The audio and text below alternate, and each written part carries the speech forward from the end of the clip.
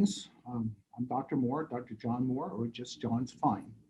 I've been asked to talk to those who are interested in what does it mean as called to be a teacher. So I'm going to address primarily three topics according to the BCTLE, and you can see them listed there as keeping passion for the content, seeking to improve teaching, and engaging other colleagues about teaching and learning as the three areas that I have been asked to address. So first, what does it mean to be called? Well, let me start with Taylor's foundation. Taylor's mission is to develop servant leaders marked with a passion to minister Christ's redemptive love of truth to a world in need. Personally, I have taken that as my entire goal always here. Notice that it's to develop servant leaders and a passion to minister Christ's redemptive love and truth to the world in need. As a part of that, a verse has become very important to me in this process. And that verse came out of Colossians 1:28 and 29, where it states, "He is the one we proclaim, admonishing and teaching everyone with all wisdom, so that we may present everyone fully mature in Christ. To this end, I strenuously contend." This whole idea that to be called here, especially to Taylor, means that you really have this focus on developing servant leaders, ones that have a goal in the future. That goal may be to be a doctor, a psychologist, a teacher, a businessman, whatever, but the real goal that we are leading them to and to help them to understand is that they become leaders that can bring the redemptive love of Christ. So that's what my calling, or our calling, I see as being. Now with that, we understand that Taylor is a liberal arts institution. That means it's not necessarily highly focused on a specific area or trade, but it's really focused on developing the whole person aspect. So that you can see it's whole person focused, meaning we truly address all of those areas. So knowing that, we have to kind of understand that. That also reflects to our understanding of how we want to be as teachers. So one of the key aspects is always addressing what's called the faith and learning here. Now, according to Holmes, had him way back in 1995 or 96, talking about faith and learning. He broke it down into four areas that we need to make sure we address with our students. We address the attitudinal, the ethical, the foundational, and the worldview approaches. All of those things we are, in a sense, called to bring because we are, in a sense, called to teach, to prepare, to administer the redemptive love of Christ, because we want to both teach and we want to both admonish. Admonish means to make corrections, to straighten your path, to head better down the road. And we, even as teachers, need to be doing that as well. So here was the task given to me.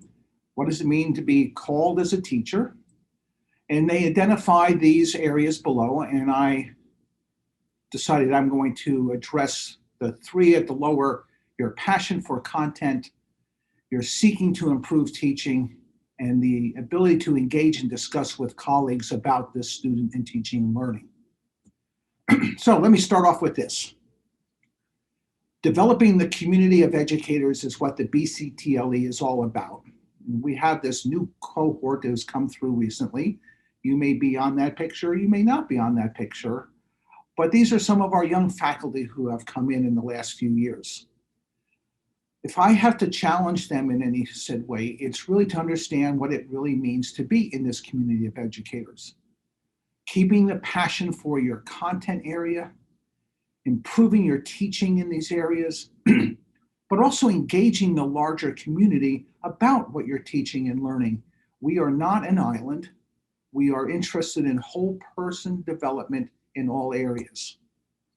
So let me give you a little background about myself. I came to Taylor myself and had the following faculty. I had Rediger, I had Nussbaum, I had Burnworth, I had Snyder. Some of these older faculty now have passed away. That's a picture of Elmer, who the building is actually named after, outstanding physicist, influenced me about this idea of engaging the students. I left Taylor and I started teaching at Marion, in Marion High School, and I found another educator who engaged me into learning and how do our students learn. But probably the more key one was Dr. Richard Brosio, who was a philosophy faculty member at Ball State University, now passed away, who challenged me one day, is my philosophy, of course, could say even theology, is my philosophy alive in why and what I'm doing with my students? He did it in an interesting way, but that's for a different talk under faith and learning, not necessarily this. But I had these faculty who were outstanding in their field influence me as to why and how am I teaching and engaging my students. That included when I came here as a faculty member way back in 1992. Soon afterwards, the math faculty, as well as some of the science faculty and computer science faculty, started to engage the science community, Nussbaum back then, into what they called educational issues. Let's address how we're teaching across the disciplines here, and eventually got opened up to the whole campus. And they would provide pizza and we would go hear a talk or discuss things. But it was this beginning of the BCTLE back then to understand we are really here for the purpose of education. And what does that actually mean? So the three areas are keeping passion for content. And that's the first one we're going to address. I'm calling this keeping it fresh and real. It's not only does it keep the content fresh and real, it keeps you fresh and real. A lot of research has been done on the role of passion that was inside of learning and teaching. In the journal that is listed for you there was a nice summary of education that passion has a motivating factor. When a faculty member is passionate, that somehow is transferred to the learner. And it allows for then high quality learning and teaching going on at the same time. For one, passion ends to help you want to seek new and experiencing new ideas. It wants you to be effective in what you do. It wants you to be essential in a sense in the learning process. And it was shown that faculty were probably the indispensable aspect of the learning process. Yeah, you can have books and things, but faculty are key in having students learn. Well, let me give you kind of two examples from my own career. When I first was hired here, I was hired to teach cell biology, but was immediately placed in teaching plant biology. Didn't understand that, but I was here to teach. The difficulty was I was not a plant biologist. That was Dr. Paul Rothrock. They already had someone who lived and breathed in green colors. But I had to teach plant biology, and I taught it for almost 20 years here. And in that 20 years, what I learned initially and quickly, I had to develop a passion for it. Otherwise, the students would just see me going through information, information, information.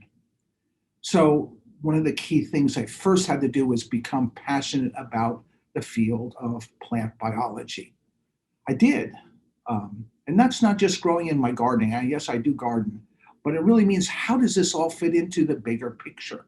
I had to develop that into that course. Well, let's say now I'm now teaching a brand new course at Taylor. Well, it's not necessarily brand new. It's into its fifth year. It's called The Nature of Science. Science is a way of knowing. Well, COVID hit last spring, and we had been normally working on a part of that course that dealt with climate change. Well, quickly changed it to dealing with COVID. Why? Trying to keep it fresh. Fresh for myself and real for myself, which means it was fresh and real for my students as well. Blessed that we have a member of our board of trustees, Dr. Greg Poland, head of vaccine research up at Mayo. He even came and spoke to our class at the first day last spring, going to be bringing him in on this spring class as well to talk to our COVID people. That made it fresh and real. Keeping a passion for this area is going to help in reaching and helping the students to engage and learn in the process. Second, seeking to improve teaching. Well, initially, some observations and reflections. When I first came to Taylor, I came after 20 years of teaching in high school. I wasn't given a lot of credit for that in any kind of experience, but I will tell you what it did give me is it taught me how to reach students and have them learn.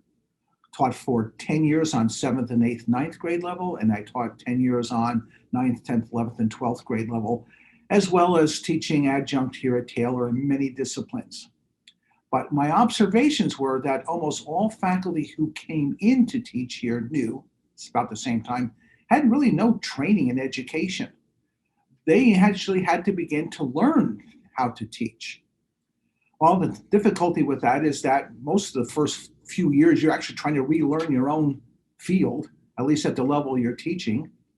And spending time on how to teach was not necessarily the initial part of it. So you tended to rely upon how you learned either yourself or how you were taught. And most of that tends to be you talking or showing something, but you didn't have a lot of that experience.